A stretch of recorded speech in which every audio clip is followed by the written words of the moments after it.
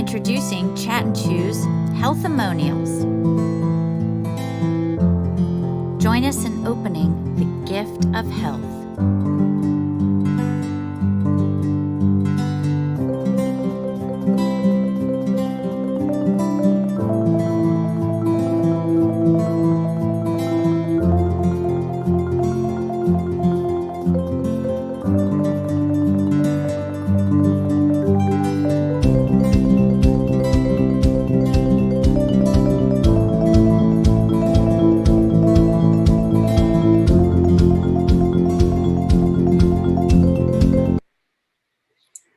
Wow, we are so fortunate because today we have Carl and Roanne here who are going to talk to us about those wonderful results. So why don't we start with you, Roanne? That sounds awful good. Ovarian cancer, no reoccurrence. Tell us about it. It is awfully good and very unusual. I was diagnosed in 2011, finished my treatment, which was surgery and chemotherapy in 2011. And I thought when I finished, gee, there has to be something else I can do. I don't know what it is, but there has to be something. Mm-hmm. And by chance, one night I couldn't sleep. I turned on the television, and on public television, Dr. Furman was speaking, and he was talking about his book, Eat to Live. And I got kind of excited, and I told Carl about it the next day, and we went, I think he probably went to the bookstore and purchased the book right away. And it was full of all these plant-based recipes.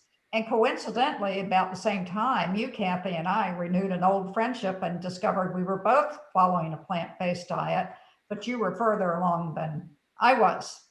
And so you were an invaluable resource to Carl and I as we sort of began our journey. And I've had no recurrence in 10 years. Doctors are always delighted to see me when I go in for checkups, which I do twice a year, because I guess they like to see success stories. Of course, you know, I tell them they're very skilled, but also I've been very good about my diet. And I think my diet has had a lot to do with it, like no dairy, no meat. That's amazing. That's amazing. So now you are how old? 77. 77. And I remember when you said to me, I hope I can live to 70. Yes, I did say that. Think you did it. Right past it. Oh, goodness. That is just totally amazing. In fact, I love the story about one of the doctors when you went to see him. He was like, what did he say? Well, often when I go to the doctor now, any doctor, they say jokingly, why are you even here? The implication is there's nothing wrong with you, so why are you showing up? They're saying it jokingly because I'm sure they're glad I show up, but they say, oh, yeah. Isn't that wonderful? I mean, usually when you go in, the doctor's not so happy to see you because they've got bad news. Right. But it's been the opposite for you. Well, now, medical doctors for rechecking your cancer and things like that have been a part of your life. Does that mean you also have to take now at 77 blood pressure medicine, cholesterol medicine, you know, some of those things that other 77-year-olds have to do? Are you on any kind of medication like that? I take nothing, no medications. And again, no diabetes? Nope, not even near. In fact, they talk about my blood sugar level. They like it. So no diabetes, no cholesterol, no blood pressure medicines. That's amazing. Yeah. And you would have been a candidate for osteoporosis, if I remember correctly, if you'd been following the path that you'd started long ago. Tell us about that. Yes, I would say 20 years ago when I lived in Gainesville, my bone density exams were coming back showing me close to having osteoporosis, not just osteopenia, but osteoporosis. I moved down here and it was that way for a number of years until I became plant-based. And after that, I moved into a normal range And it hasn't continued to go up. It's just kind of steady, which I'm very happy with. And I do have bone mineral density exams done, but the doctor never says anything about it. That's great. Well, it would have been a different story, I think, if you had continued with the diet you were eating before all of this happened. They had me on Fosamax and those terrible drugs then. And I went off of those because everything I read about them talked about what necrosis of the jaw and breaking your femur. I said, why would I want to have that happen to me? Yeah. Well, we just know that any kind of medication, even if it has good results, they're going to have effects besides the good result. And that's one of those drugs that we know does have some side effects we don't want. So no medical doctors for blood pressure or cholesterol or diabetes, but you also go to the dentist, and before plant-based, there were some problems when you went to the dentist. Tell us about that. Yeah, this is one of my most proud things besides not cancer. Always when I went to the dentist, I had bad gum bleedings, very bad. And they wanted to always do that deep scale cleaning. And they wanted me there every 3 months because my gums were so bad. And I got the stories like, you're going to lose your teeth if you don't do something about your gums. Well, once I became plant-based, I got an entirely different story from the dental hygienist. She said, your teeth are wonderful. Gums are wonderful. And I think I came back and emailed you about my gum state. Yeah. And over the years, I, of course, go for checkups. But now she's telling me, we only need to see you once a year. You don't even need to come in twice a year. Your gums are healthy, your teeth are strong, you're not getting any dental cavities. Hey, they like this. Wow. And I see that as a very beneficial reason to be on a plant-based diet, and one reason that's not often talked about. Yeah, no, I don't usually hear that from people when they talk about the success stories, but from 3 months to, well, we don't need to see you for a year. Poster child for gums, and that's not what you were. Oh, that's funny. I guess it's just because you're aging. We know that's not the story. That's usually the opposite that happens. Now, you wouldn't have made all of these advances in your health if it hadn't been for some support I know about, and that's Carl. So Carl, tell us, not only did you help Roanne, you got some results too. So tell us about some of your results. I did. And the principal one is that I've always had trouble maintaining a healthy weight. I think I used to do quite a lot of anxiety eating, if you want to call it that, self-medication with food. And of course, with that bad behavior, you're not going to lose weight. But what I did find with the plant-based life, plant-based lifestyle is that with very little effort, as long as I was faithful to it, with very little effort, I was able to lose 47 pounds and to keep those 47 pounds off my back. Another benefit that I was reminded of after thinking about it for a bit here today is that I have for a long time suffered from hypothyroidism. And I was started many years ago now on medication, Synthroid and its generics. And once you start one of those drugs, you pretty much have to continue it for the rest of your life. And that's been true for me. But what I've been able to do is reduce the dosage by about half over the course of the last 10 years. And we are now, I have a very sympathetic doctor. We are now experimenting with, can we cut the statin drugs in half as well? So I attribute that to the plant-based lifestyle. I did want to say, and it's especially important for me to say this, that being able to join Roanne in the plant-based lifestyle was critical to my being able to be a participant in her recovery, not simply a witness to it. I think that's vital for people who are living with cancer. It gives you a role, and having something to do, especially if it's something remedial, is a good way to keep busy. It's a very positive way to keep busy. And that's been very helpful to both of us. So what you basically did was you built your own health and you helped Roanne build hers too. Yeah. That's wonderful. And you did it by something that needs to happen at breakfast, lunch, and dinner. Eat.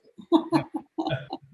And you did it because you helped make that food come about. And you're, as I said in the opening video, you become quite a capable plant-based chef, in my opinion. I've cooked with you before, and I enjoy it immensely.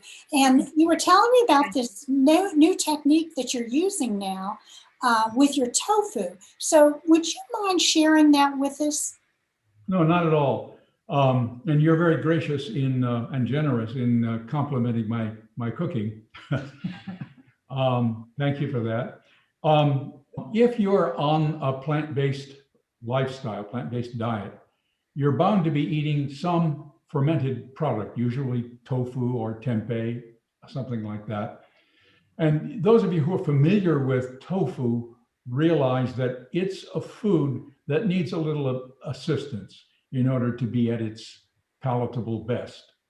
And this is a tip I learned from America's Test Kitchen Family Cookbook, which is to use 3/4 of a cup of cornstarch and 1/4 of a cup of cornmeal, mix them together very completely, and then drop your cubed tofu into a pan containing those two ingredients until the tofu cubes are coated. Then you can saute the cubes, and what happens with that protective coating, it turns into a nicely palatable crust, while at the same time keeping the interior of the tofu cube nice and moist. I wouldn't worry too terribly much about drying it out before you start cooking, pressing it in, bathing it in, or swathing it in paper towels to soak out the moisture. A little bit of moisture in tofu makes it easier to deal with. I want to recommend, though, as far as the cornmeal goes in this approach to doing tofu, get as coarse a grain of cornmeal as you can find. A fine grain works, but not as well as a coarse grain for the cornmeal. Let's see, what else do I need to say? It's not in grease, it's in. Oh, yes, thank you. Broth. I don't, following Dr. Esselstyn's dictum on not using oil, I saute everything I saute in vegetable broth. I was going to say vegetable oil. Vegetable broth, which I use in a spray bottle. Makes it very easy to control the exact amount you want in the pan at any given moment. And also, the one thing about preparing tofu in this way is that it requires a lot of close attention unless you're willing to risk the fact that the cubes will get stuck to the saute pan and you'll be tearing off the nice crust unless you keep moving the stuff around, either with tongs, and the tongs work best, I think, because they enable you to handle exactly a cube at a time.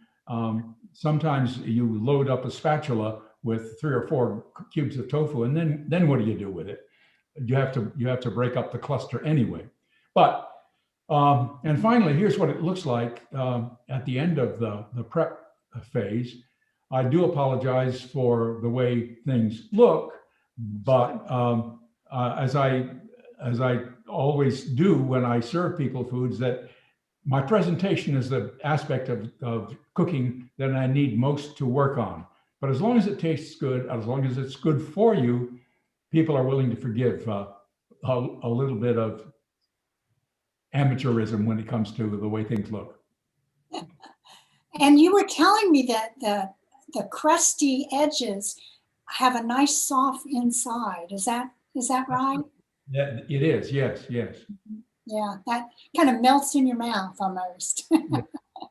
And then if you wanted to add seasoning, have you done that any yet, where you put some seasoning in your meal and your cornstarch to kind of flavor it a little bit more than just the taste of the corn? Yeah, I do the seasoning once the cubes are in the saute pan, rather than in the coating phase. Okay. And one quite easy to use is Bragg's essential amino acids. Gives it a nice salty piquancy without all the salt that you might otherwise have to use. Or you can use curry powder, things of that sort. The tofu cubes, bless their souls, are very inviting they invite all kinds of attention, and that attention includes things like spicing them up, which improves their palatability. That sounds great. Roanne, is it good? Yeah. I like the tofu cubes because you have different textures there. You know, you have the soft inside and then the crusty outside. Yeah, and he's a very good cook. He does most of our cooking. That's fantastic. And let's see now. So you have tofu sometimes. Do you have like 5 or 6 different meals that you really like that you have on a regular basis, or do you have something brand new every night? Well, no, nothing brand new every night. Maybe one brand new a week over a period of 7 days. Generally, though, we tend to repeat the things we find we really enjoy. There's a range of maybe 20 dishes total that we would eat at the drop of a hat, and quite happily.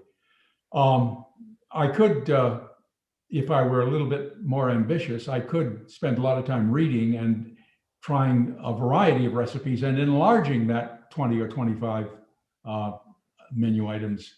But Why? yeah, exactly. Why? when you isolated what works, then you leave it alone.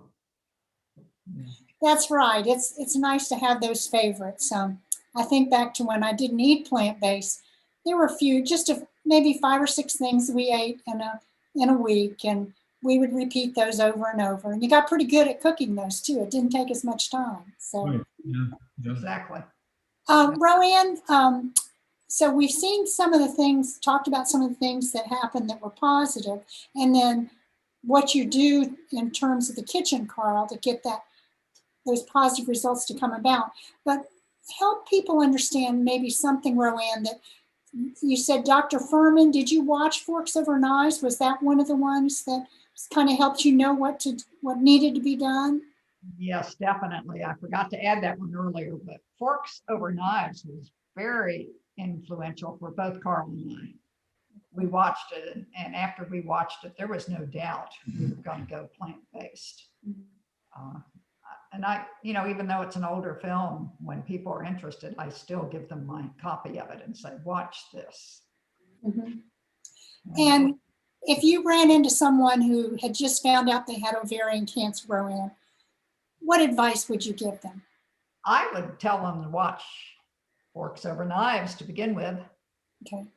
And then I'd tell them to also get Dr. Furman's book, or there are a lot of books out now on the good things that come from having a plant-based diet. And I'd say, you have cancer, you've got to watch this. And particularly dairy is so bad for people when they have cancer. And I find that most people that I talk to that have cancer don't realize how bad dairy is. And that made a difference for you. Made a big difference for me. And I don't touch dairy. Yeah. So you could put the cheese aside. Well, it was a struggle. That one was a hard one. a hard one. Yeah, that was probably the hardest thing of all to put. Uh-huh. I didn't have any trouble with meat. Uh-huh. With the Much, cheese was what was one thing that helped you with the cheese? seeing Dr. Barnard's film on cheese and showing the mother cows and the baby cows mooing for one another during certain seasons of the year, I thought, oh, why do I want to do cheese when this is going on with these animals? Yeah, yeah. So it became more than just your diet for It did. you, for health. Yeah, that's Yeah, fantastic. yeah, Well, there's all kinds of ways to get motivated, aren't there? there are. There are. And Kathy, I have to tell you, as time went on, I think both Carl and I became as much animal rights activists as plant-based. Huh. We didn't start out that way. We were there for health, but we became animal rights over time. How about that? Yeah. Amazing. Well, we want to thank both of you for taking the time to talk with us about your health journeys. And we also want to thank Vicki Dietrich, who she's our tech person in the background that's making all this happen. And we want to thank you for taking the time to watch this video. Hopefully something will happen in your life that will steer you in this direction where you too can have those benefits, those side effects of a plant-based diet. Thanks again. You're welcome.